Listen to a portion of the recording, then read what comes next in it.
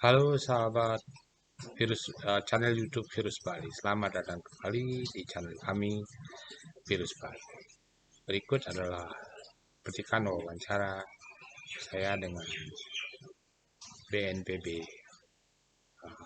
Badan Nasional Penanggulangan Bencana Satgas PMK Nasional tentang virus PMK, dan kritik saya adalah bahwa PMK mesti ditanggulangi dengan data atau disampaikan dengan fakta dan data yang membuat orang bisa percaya bahwa kita menanggulangi PMK dengan lebih baik. Jadi, apa yang disampaikan itu tidak sesuai dengan pola dasar virus PMK di dunia, sehingga bisa saja orang tidak akan percaya bahwa kita menanggulangi penyakit mulut dan kuku yang paling ditakut di dunia ini pada hewan dengan baik. Semoga ada manfaatnya. Sekarang sudah di AdSense, sudah 4.000 jam tayang. Oke, Iya. secara teoritis gini Pak, jadi penyakit mulut dan kuku itu salah satu cirinya penyebarannya cepat. Penyebaran cepat dia itu dengan kontak langsung dan tidak langsung dan bersama angin, windborne.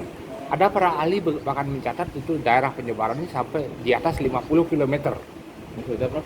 Jadi begitu di sini ada kan menyebar bersebab sampai 50 km. Ada orang pernah mencatat. Artinya bahwa ini mudah menyebar, mudah menular, mudah menyebar. Dan kalau lihat dari timeline bahwa kita baru Bali, katakanlah misalnya Juni masuk tapi belum dilaporkan akhir Juli atau dideklar awal Agustus baru dideklar ada di Bali, dan ada waktu sekian lama itu virus sudah menyebar kemana-mana.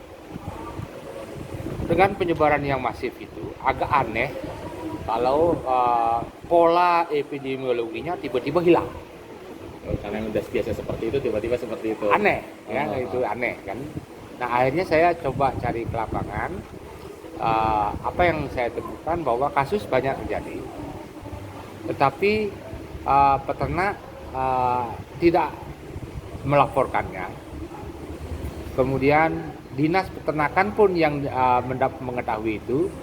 Pertanyaannya sederhana, kalau dilaporkan dan dideteksi positif, diapakan? Belum tahu Diapakan? penanganannya. Ya, kalau misalnya peternak, jelas itu adalah paling bagus dia dapat dana kompensasi atau kalau dipotong pasar. Itu jumlahnya bagi peternak minim, sedikit. Itu pun kalau dapat, mungkin berbulan-bulan atau bertahun-tahun baru dibayar. Sementara mereka dapatnya sedikit, asumsi mereka. Jadi sapi yang dewasa itu tunggu mungkin 1-2 minggu, kalau sudah sembuh bisa dijual 25 juta. Jadi dengan dana kompensasi yang tersedia sekitar 10 juta itu dianggap tidak memadai. Nah kemudian di dinas barangkali bahasanya adalah kalau sekarang dilaporkan dan kemudian di testing positif, diapakan? Dana kompensasi peternak belum bersedia, itu seperti itu. Itu yang terjadi, dan itu di banyak tempat. Di banyak tempat di Bali bahasanya seperti itu. Nah, jadi dengan apa namanya?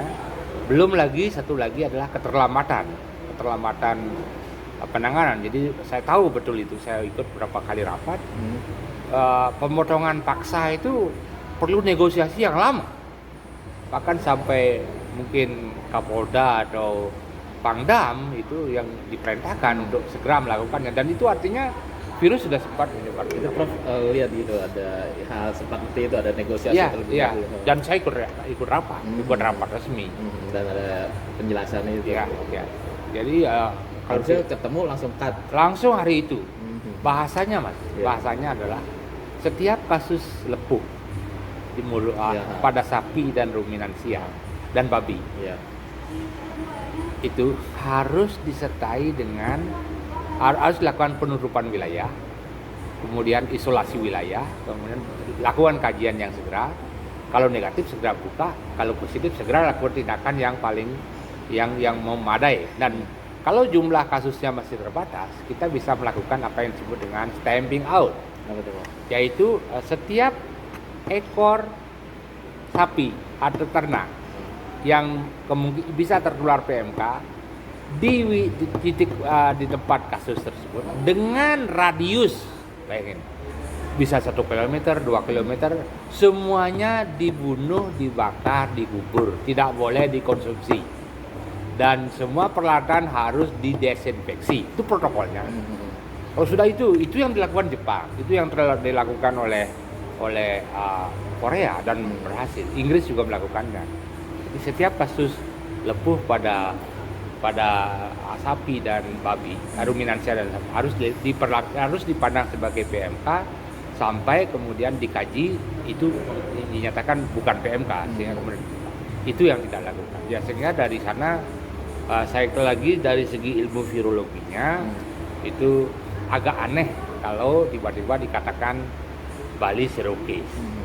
Ya. Kenapa masih ada laporan atau gimana, Prof? Saya punya laporan dan saya sedang mengumpulkan sampel juga. Artinya saya akan secara periodik akan saya sampaikan di datanya.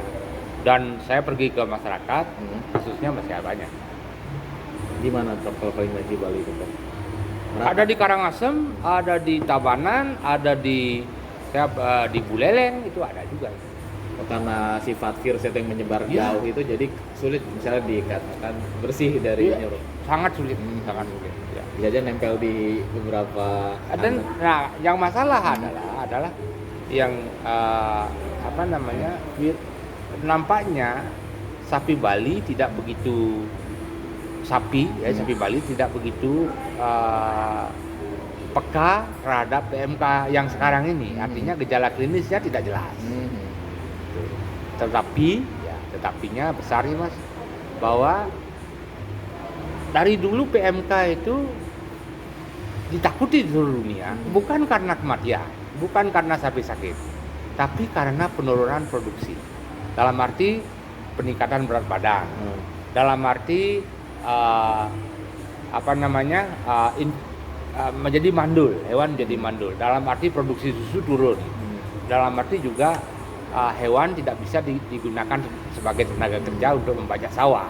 Di sana kerugiannya bukan kematian. Jadi ini gangguan produksi. Inilah yang kenapa dia ditakuti. Kalau sampai PMK masuk ke Australia misalnya dan tidak bisa ditanggulangi, orang Australia seketika miskin. Segitunya. Karena memang dampaknya luar biasa. Jadi karena seperti itu. PDB dari Australia dari jual sapi, impor sapi itu yang karena itulah saya agak terkejut juga mengatakan mendengar bahwa Bali dikatakan 0 case. Nggak mungkin, tidak masuk logika lah. Gimana logikanya, Bro? Nah, itu seperti tadi. Nggak ada kejadian PMK di seluruh dunia seperti ini. Dan yang saya takuti adalah dengan kesan seperti ini, orang tidak akan percaya bahwa Indonesia melakukan penanggulangan PMK yang benar. Karena polanya ya nggak ada seperti itu di dunia, tiba-tiba hilang. Iya. Tidak ada. Karena masih ada menetap di situ. Pasti, karena kecuali dilakukan yang paling radikal, stamping out tadi. Hewan yang positif dan yang kontak dengannya dalam radius tertentu harus dimusnahkan, dibakar, dikubur. Nggak boleh dikonsumsi. Di Bali boleh dikonsumsi. Nah, boleh udah lama boleh dikonsumsi. Artinya dengan local wisdom di situ juga sulit itu. Orang tidak akan terima. Iya. Orang kita bergaul loh di dunia internasional. Bisa saja berkilah, tolong percaya dengan kami sudah nggak bisa. Karena pola yang seperti itu nggak ada dengan penanganan seperti kita kemudian tiba-tiba hilang, nggak ada. Oke, Prof, kalau untuk ini, Prof, terkait dengan potong bersyarat, Prof. Kalau kemarin sempat nemu ke peternak katanya mereka malah lebih untung kalau yang cewek misalnya dipotong, karena kan kalau harga sapi perempuan kan tidak terlalu mahal dibandingkan harga apakah emang banyak peternak yang akhirnya menyodorkan sapinya untuk dipotong atau gimana, Prof? Saya melihat banyak peternak yang tidak mau tidak bersedia dilakukan potong paksa. Lebih banyak peternak yang tidak bersedia dilakukan potong paksa. Satu, dananya minum. Yang kedua, pencairan bisa lama. Itu. Kalau orang Bali bilang yen. Yen itu adalah kalau ada uang, kalau ada dana, kalau sudah cair. Gitu. Jadi lebih banyak orang yang tidak bersedia melakukan potong paksa. Itu yang saya amati. Saya bisa salah. Jadi saya bisa salah, tapi yang saya amati adalah hal seperti itu. Kalau untuk kebiasaan tadi, Prof, yang emang tipikal peternak Bali gitu, Prof, yang lebih ya karena kepercayaan gitu, jadi sayang dengan peternaknya, jadi agak berat untuk dipotong. Tidak ada begitu. Tidak ada, semua pertimbangan ekonomi. Itu semua pertimbangan. Tidak ada pertimbangan mungkin mungkin satu dua ya, tapi lebih banyak pertimbangan ekonomi, Pak. Karena lebih rugi kalau dipotong. Ya, karena sudah diketahui penyakit ini tidak umumnya tidak membuat sapi mati, gitu. Tapi tidak membunuh. Menurun. Itu mereka tidak tahu. Itu yang tidak disampaikan. Jadi bahwa produktivitas sapi itu bisa menurun, bahkan angka yang dipakai para ahli, produktivitas itu menurun sampai 50%. Oh, gimana, Prof? Jadi produktivitas daging, susu itu bisa menurun sampai 50% per tahun. Itu angka yang dipakai orang Per tahun, Prof, ya? Iya. Termasuk ini, Prof, ya, dampaknya bagi susu sapi perah ya? Iya. Kalau susu barangkali kita kan relatif bukan penghasil susu ya. Jadi saya punya hitung-hitungan kerugian ekonomi akibat PMK, itu saya pernah lakukan. Tapi dan saya pernah hitung kerugiannya dalam waktu 5 tahun. Boleh, Prof, gimana, Prof, hitungan, Prof, gitu? Iya, boleh, Prof, hitungan gimana biar kita lampirkan di laporan. Hitung-hitungan saya, Anda bisa email ke saya atau WA. Ini saya mau jadikan, belum selesai papernya, saya bukan buat paper. Konklusinya nih. Buat jurnal, Prof? Ya, ini hitung-hitungan saya ya. Ini jadi dampak ekonominya, dampak ekonomi ya bisa yang langsung dan tidak langsung ya. Yang langsung yang misalnya penurunan produksi susu dan daging, penurunan dari tenaga kerja untuk membajak sawah, penurunan peningkatan berat badan, lambat berat badan, harusnya sehari setengah kilo nih jadi jauh di bawah itu ya. Kemudian hewan mati. Yang lain adalah menjadi tidak bisa beranak, infertil. Terus bisa pengaruh juga, Prof, ya? Sangat bisa mandul gitu. Ini yang udah mulai kelihatan. Tadi saya pas di ruangan, saya telepon yang kontak person saya. Oh, gimana, Prof? Masih banyak nggak gejala-gejala yang bisa punah dong sapi Bali, Prof? tidak bisa dikawinkan. Iya. Yang survival PMK itu tidak bisa dikawinkan. Ini dan ini kerugiannya, Pak. Ini yang kerugiannya. Jadi kerugiannya ini penurunan produksi, ini peningkatan impor daging dan susu, maka kerugiannya dalam waktu 5 tahun hitung-hitungan saya adalah sampai 5 miliar dolar, 80 triliun rupiah. Karena penurunan itu, Prof? Ya. Di seluruh Indonesia? Ya.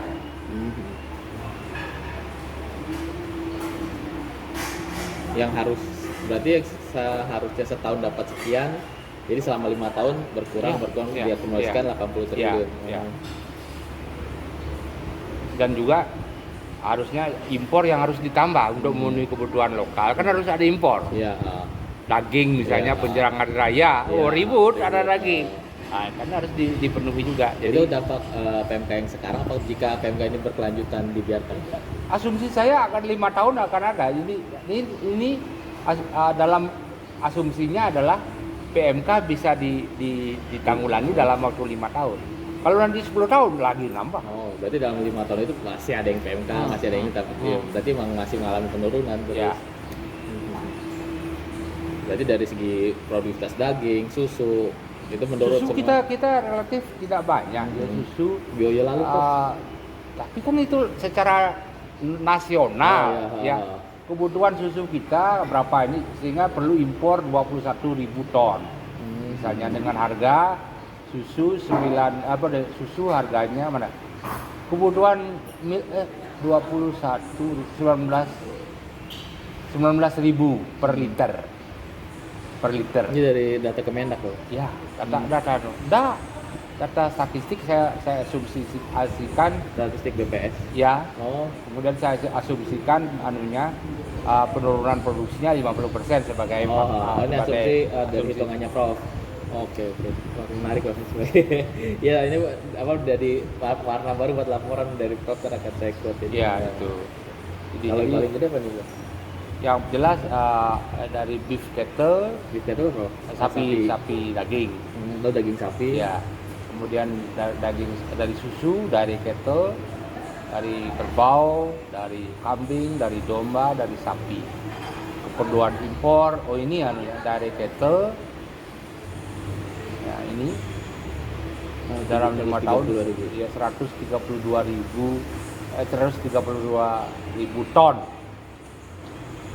Penurunannya. ya susu. Oh, yang mana, Bro? Ini jadikan rupiah, jadikan dolar. Dari cattle ini sapi perah. Oh, sapi perah. Ya. Jadi hitungan ekstremnya saya adalah ekonomi.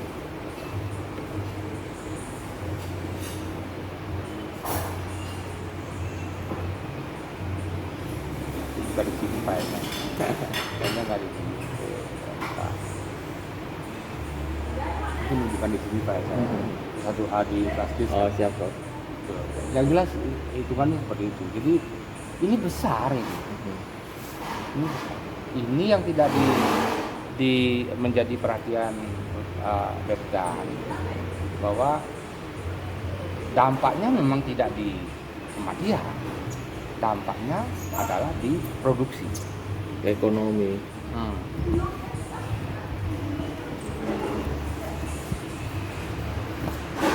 di produksi. Ya, saya off-kan dulu ya.